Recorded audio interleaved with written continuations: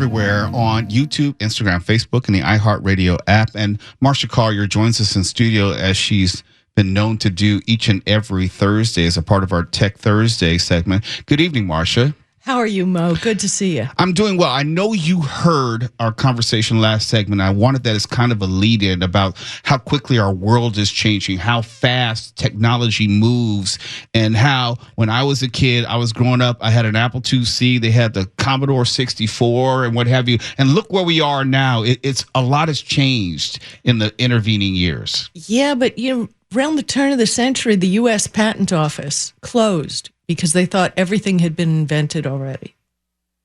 So it seems that these innovations come in waves. Mm-hmm. We destroy them. Then we make more stuff. It's a cycle that keeps going. Are you ever unsettled? Because technology is what you do. Do you ever look at a technology and say like, ooh, I don't know if our society is ready for it? It's not me to judge society, but I often wonder why. Why do we have to have, like Google Maps had 3 updates in 1 week? Why? What has changed? Why? Mm-hmm. Was there a bug? Now, shouldn't you have figured that out for the second update? Mm-hmm. I mean, how many bugs? You put out, I don't understand. It's like a self-feeding industry. They have to make it better and make the buildings 3D on the map. Do this, do that. Do we really need it? How far do we need to go? And the same thing with AI. No, but I would say the answer is always competition, because Google is in competition with any other maps creator or emerging technology which wants to take its place. Exactly. But people are going to choose in this society the way we are. You're Apple or you're Android. True. Or you're both. And same thing with politics. You're either one or the other, mm-hmm. or you're both. So, people have to just decide what makes them happy, what they need to look for. And maybe you don't want to load up with a bunch of apps. Like, it's still on the boat, but I'm going to be testing out a new Chromebook and see if I can exist on a Chromebook, which Chromebooks are half the price of a regular computer. And half the capability. But do I really need all that capability? Okay. I mean, that's the question. And I don't do video. I don't do audio cuts. Everything is writing to me. Mm-hmm, Can I do it? And, it's kind of funny because there was another person who's in tech who was on the radio who said, I go to the event and I know because I saw the device and unless you have something in your hands and you play with it for a month, you can't know how good it is, how much you enjoy it, because really the flaws start to show up as you're using it. Speaking of flaws, I remember once upon a time, I had a friend who had a Commodore 64. And I thought it was absolutely wonderful. Couldn't do much back then, but it did a hell of a lot more than anything else we had at the time. Remember writing code in? You could get a rainbow or little airplanes flying. I was pretty good at writing in BASIC.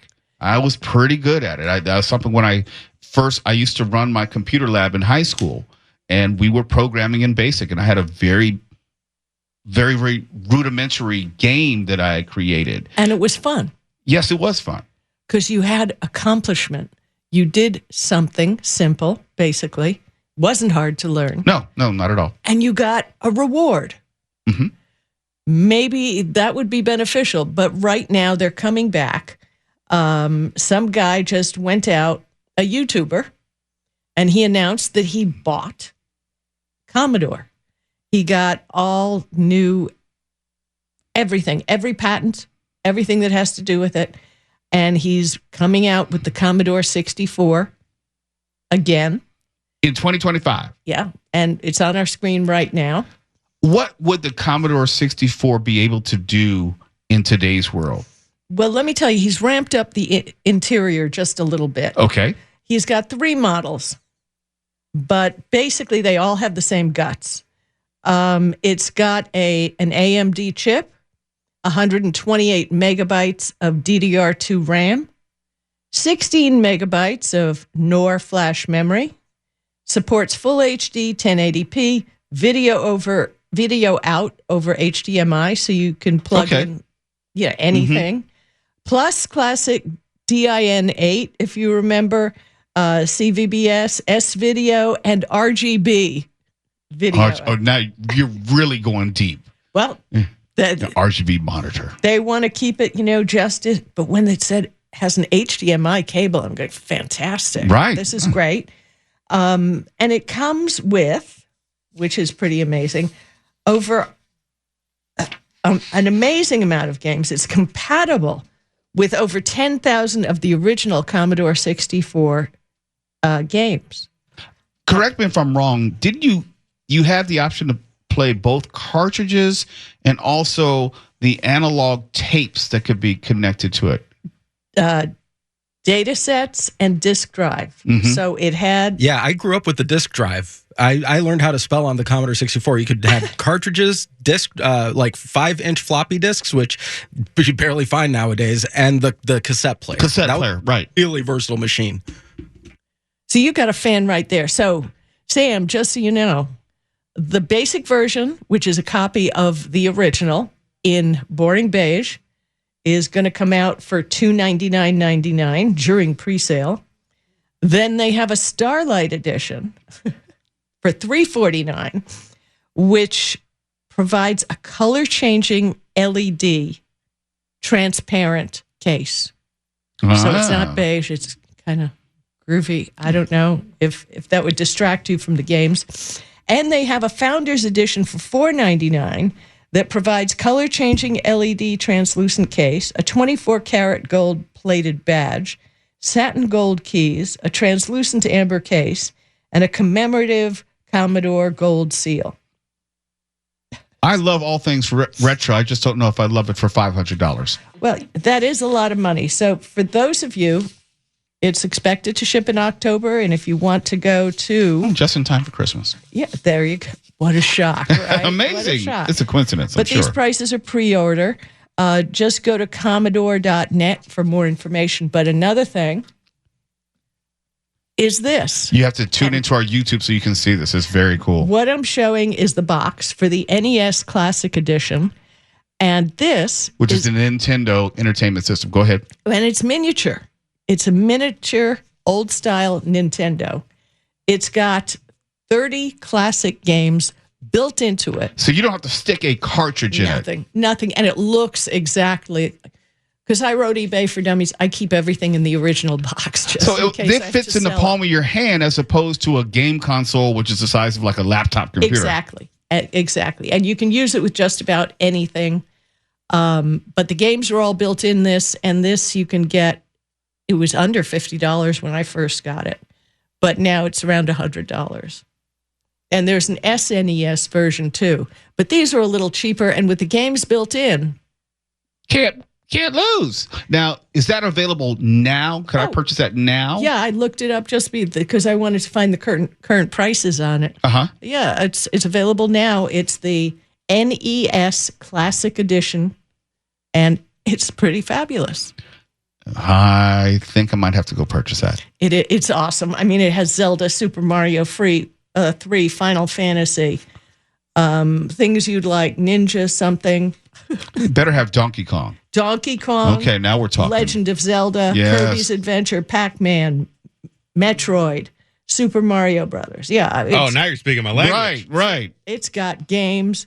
And it's got Super Mario Brothers 3, Punch Out. Is that Punch Out? Yes, and Castlevania. Okay, Stefan, it's time to end the show. And my birthday's coming up in November. Make it happen, Captain. But this is so cool. Let's go to break real quick, and when we come back, that's not the only computer news that you have to share with us, right? Yeah, there's always news in computers. We'll talk about it next with Marsha Collier. It's Later with Mo Kelly, KFIM 640. We're live everywhere in the iHeartRadio app. You're listening to Later with Mo Kelly on demand from KFI AM 640. KFI AM 640 is later with Mo Kelly. We're live on social media in the iHeartRadio app. We're still in conversation with one of our favorite people, our regular commentator, Marsha Collier, who joins us in studio. Last segment, she told us about the comeback of the NES, the Nintendo Entertainment System, and the Commodore 64. But that's not the only comeback in the world of computers. What do you think is the hottest gadget of the decade? It's probably not what you think. I honestly don't know. I can't pick one item. Personal computer. See, I would have said like the smartphone or something like that. You know, everybody has a smartphone. Everybody has a tablet.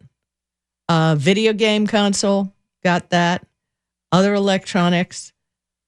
But really none of them substitute for a laptop. True. And you need the personal computer. And obviously, sales went through the roof during the pandemic because everybody had to Zoom and everybody was at home and blah, blah, blah, blah, blah.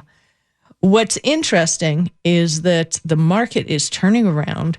According to IDC, and they are the people who know, they count everybody's sales, that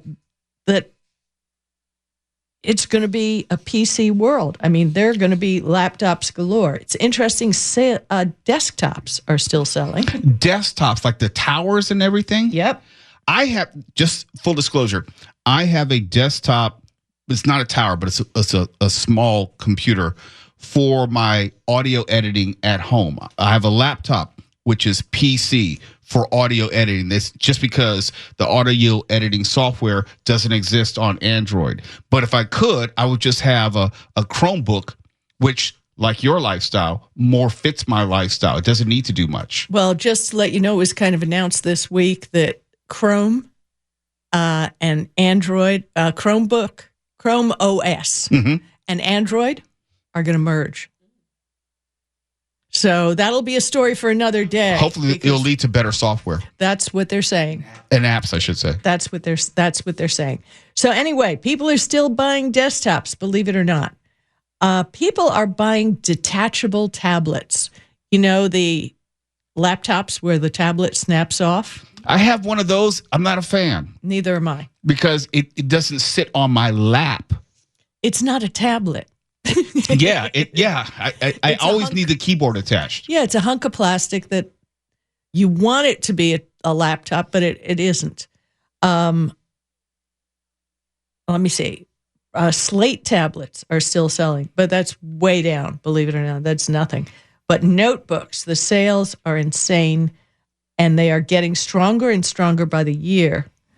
And there are a lot of options that there are so many options that you can get. We talked about Chromebook. When you buy a laptop, do you want a touch screen? Do you, Mo? I actually do. I have one laptop, which is a PC ThinkPad, which is not touch screen. This is touch screen. I actually appreciate a touch screen. You do? I do. Maybe because I've used it enough where there are times where I want to zoom in on something and I can just gesture. Well, I do this to books. Right. Printed I books. kind of want that.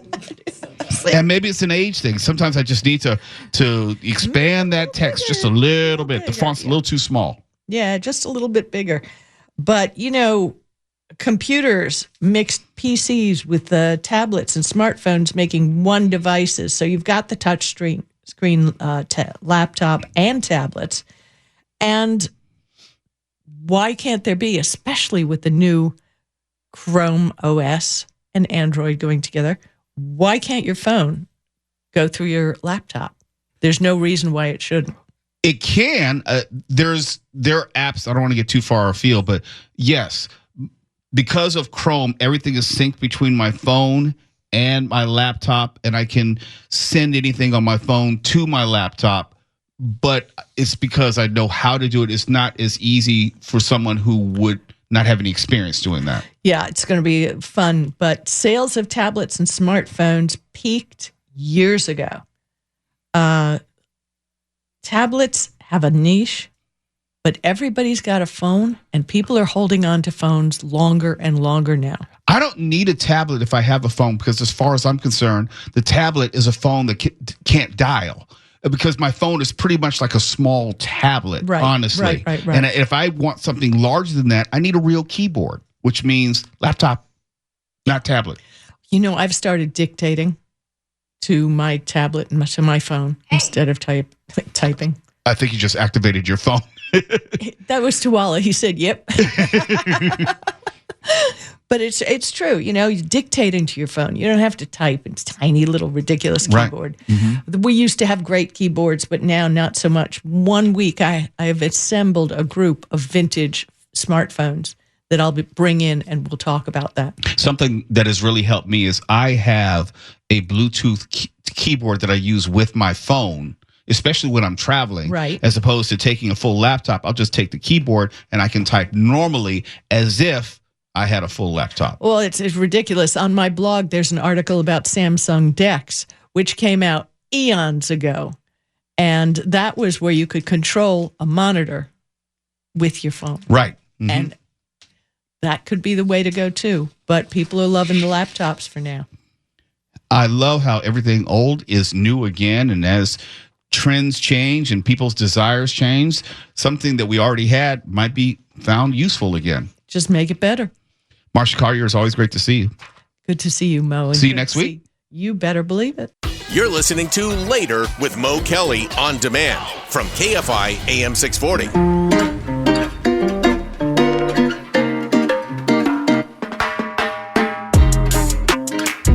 KFI is Later with Mo Kelly, live everywhere on social media and the iHeartRadio app. Be sure to tune into the video simulcast. It's all sorts of fun, and the things that we talk about, the movies we discuss, whatever's going on in the news, there's a video component to it, thanks to our video technical director, Daniel. So it's a completely different experience. When we make reference to a video game or a type of computer, it comes up so you don't have to go Google. It's right there as part of the show. It's interactive. We talk to you. We'll read some of your comments on the air from the Motown chat. So come join us at Mr. Mo Kelly on YouTube, Instagram, Facebook. And, you know, it's a family atmosphere. We like to have a lot of fun. Well, I shouldn't say family atmosphere. We talk about some stuff that the kids should not be a part of. But we have a good time. It's like we're family. Something we have talked about on a number of occasions is Fyre Festival. That convention gathering, if you will, which never happened. It was a big cluster truck, not once, but twice. Billy McFarland, one of the original organizers, went to prison on federal wire fraud charges, had some $26 million he had to pay in restitution. So I guess one of his cockamamie ideas to help do that was to try a second Fyre Festival, and that also fell apart. His latest attempt to generate revenue was to sell the IP and also any trademarks and rights to Fyre Festival. He didn't go to a legitimate or traditional auction house, which probably would have been the way to go, but most likely a real auction house would have required a higher percentage than eBay. So Billy McFarland tried to sell the rights to Fyre Festival on eBay. He was hoping for 7 to 8 figures. He got low 6 figures. In fact, $245,300. I am less surprised that he didn't get 7 figures and more surprised that he even got 6 figures.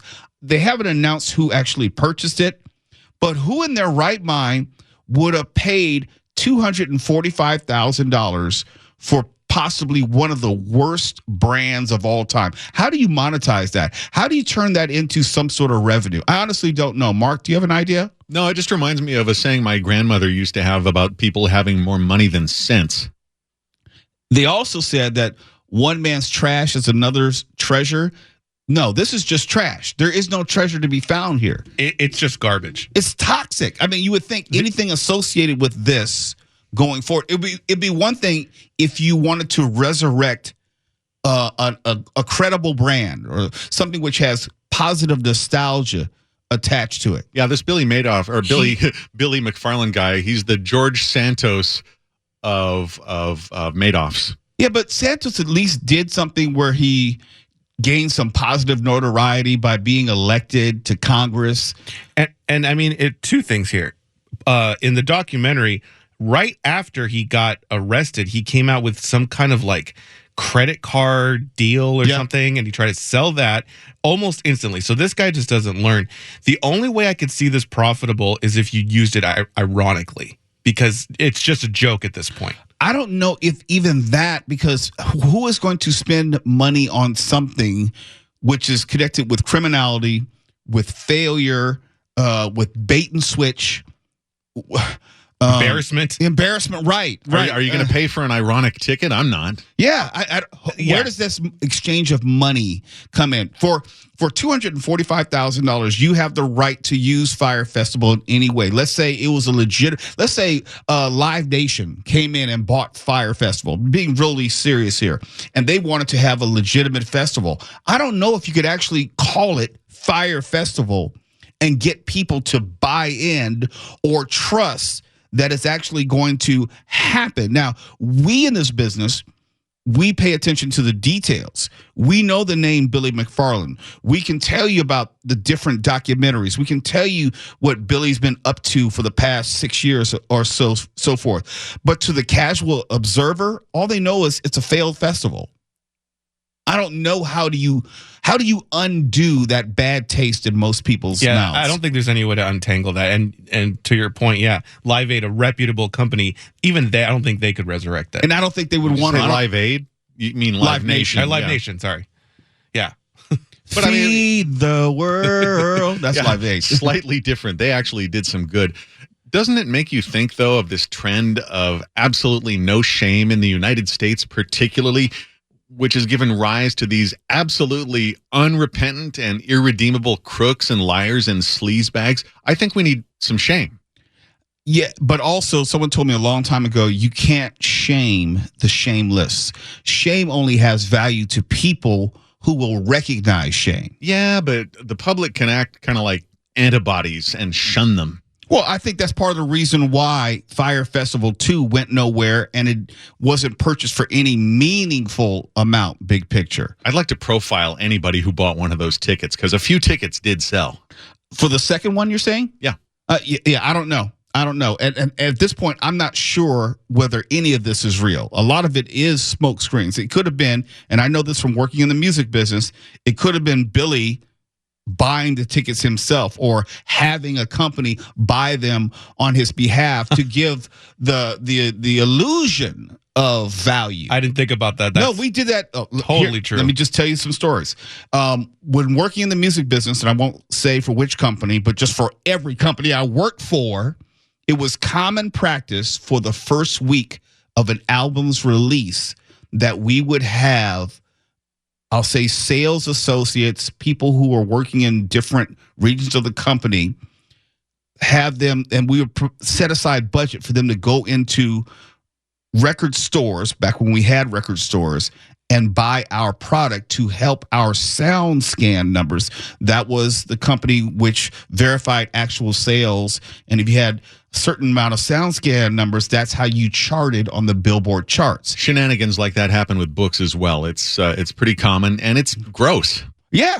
But that's how the business gets down. But going further with music, if you got on the music charts, then you can go to radio stations. Hey, it's number 10 on the Billboard R&B chart. You have to play this record. And you're creating this quote unquote narrative of a record being hot. And it's an illusion. That's the point. It's not real. That's what Billy McFarland was doing, I believe. It was creating an illusion of value, not intrinsic value. Maybe you should try getting him on the show. Although we couldn't believe a word that he said. No, Twala did reach out to him. Remember that? Yes, he did. Twala, I don't think he got any response, but I know Twala reached out to him. And if you notice, he hasn't done any real media since his the last one he did was when he got released. Right, he did an interview then, but he was talking on TikTok. He did some videos. Twala, what happened with that? Real quick, he's coming in right now. You'd reach out to Billy McFarland. All right, turn on your mic. I did. I reached out and I hit up the email. Remember, because he was like, "I'm down to come on anyone's show and talk about it to anyone." And he came on nobody's. Nope. Reached out immediately and sent an email to the contact number that was listed, and no one ever responded. Not even a hey, we'll consider it. No, nothing. Because I was just like, hey, we've been talking about the resurgence of Fyre Fest and the potential of selling it, and we are willing to take you up on your offer to come on and defend your product and your record on the KFI audience if you are so willing to do so. I would want to know if the food that he served at his first Fyre Fest was better or worse than the food he enjoyed in prison. It was probably worse because I'd say better. no, I don't know, because from the pictures I saw, it wasn't even a complete meal. You at least get a complete meal. That's in what I'm prison. saying. Oh, you're saying better in jail? Or Yeah, it was probably better. That's than what I'm, jail. that's what I'm saying. Because from my understanding, the people that got the equivalent of what looked like the type of snack food or whatever that you get on airplanes, but it wasn't complete meals. Like everyone got like that half a sandwich that would be in the airline meal. And that's what went viral, because I didn't even know about it until I saw that infamous sandwich The food. picture. Yes, that sandwich was like, are you kidding me? That wasn't even like cafeteria. In a styrofoam box. Yeah. I was like, that's not the luxury meal y'all were promising. It's like cafeteria turkey sandwiches. I was like, where's the I think there was a mayonnaise pack. Like a little, it was horrible. Trash. When we come back, we got to talk about IMAX, the Odyssey, and movie theaters and popcorn bucket wars going on right now. It's Later with Mo Kelly, KFI AM 640. You're listening to Later with Mo Kelly on demand from KFI AM 640. Later with Mo Kelly on KFI AM 640. Live everywhere on the iHeartRadio app, and I am probably one of Christopher Nolan's biggest fans. I've seen all of his work. He's one of the few directors, if he comes out with something, I am going to see it, sight unseen. It does not matter. I don't need to see a trailer. I don't need to see any type of review. I don't need to have anyone encourage me to go see a Christopher Nolan movie. And it doesn't mean that I love everything he does. I just love the fact that he loves big. If you were in big movies, big ideas, high concept movies, like an Interstellar, like a Tenet, like an Oppenheimer, like a Batman Begins, a Dark Knight trilogy. Those are the things. I love the way he sees movies, the way he sees the world in a cinematic sense. His next movie is The Odyssey. It comes out 1 year from today. And if you know The Odyssey, it's about the 10 years after the Trojan War, where Odysseus is coming home from the Trojan War. You probably read some version of it in high school. It's actually 24 books long, so you didn't read all of it. But you've probably seen some take on it over the years. And I can't wait for this. What is really cool, and I would say savvy about how they're marketing this, they've already put tickets on sale for IMAX, but it's specifically for the 70 millimeter screenings, which is a higher resolution. It's a horizontal aspect showing. It's about the best way you can view a movie, bar none. And they're selling the tickets now for a year from now. So they're going to be advertising it a year in advance. Mark, is this the one where we saw the trailer where we surmised that in ancient Greece they talked like Brooklynites? Yeah, that was it. All right. Okay, I was making sure it was the same movie because we saw the trailer. We were like, wait, did they speak the Brooklyn They don't tongue? have a trailer out for this yet. Are you kidding me? We saw it when we went to go see Superman. A trailer. Wasn't it John Bernthal in the trailer? So you want to ask about your father Odysseus, huh? Is that what you're asking me right now? You want They me to don't have bring a Odysseus? trailer for Oh, Odyssey you're yet. I promise you they do. They bro. don't have a trailer out. And you had Spider-Man in You- it, Tom Holland. you probably saw some Tell other movie. Tell me about my father. Look, I'll tell you about him. Who wants to tell this guy about Odysseus? Yeah. Who wants to tell him? Huh? You probably saw a version for the the preview for Okay. the home version of Gladiator 2. Oh, and sure. they had Denzel being Denzel. Sure. Oh, yeah, no. there it is. In this one, Odysseus is going to eat a lot of the gabagool.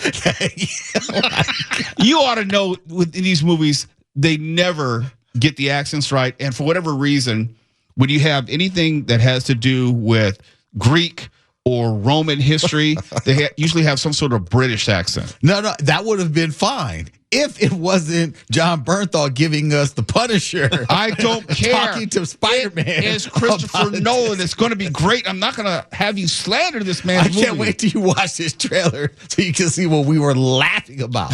Anyhow, Jesus. before we run out of time, movie theater chains, they have a real battle going on where they are selling these popcorn buckets with just about every major release. I didn't know that they were so expensive. They can cost as much as $80. Oh, more. Absolutely more. Oh, and yeah. people are buying them. Yeah, the Galactus one's $80. That one's $80. The Herbie one, which is Who's the Herbie? robot, featured the Fantastic Four family robot, which holds popcorn, your drink, and a candy treat. That one, I believe, is going to be closer to $100.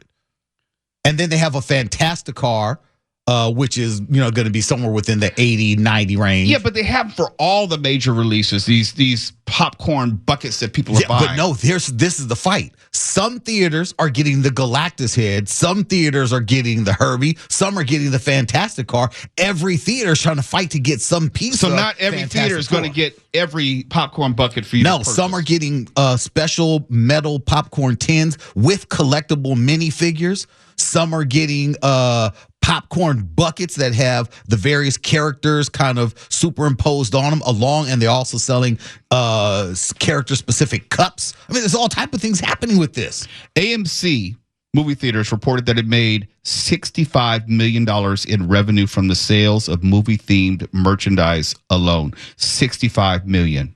This is the new form of concessions. Yeah, we appreciate you buying hot dogs and soda, but please buy a popcorn bucket before you go. Yeah, like the Thunderbolts limo, they had that exclusively at AMC. That thing was fantastic. I've never purchased a popcorn bucket in my life. I got As in like a commemorative one. I got when Fast X came out, I got the Dom Charger popcorn. Okay, I've been to movie premieres and they'll give you one for free, but I've never purchased one. How much I was bought it, Foosh? $50. Oh, damn. You paid $50 Oh my for that? gosh. Look, trust me, next week I'll be coming in here after I see a Fantastic Four with the Herbie. That sounds like a medical condition. I love it. You can get treated for the Herbies. But it keeps coming back. Yeah, you got to tell your partners. That was pretty funny, I must say. KFI AM 640. We're live everywhere on the iHeartRadio app. KFI and KOST HD2, Los Angeles, Orange County. More stimulating talk.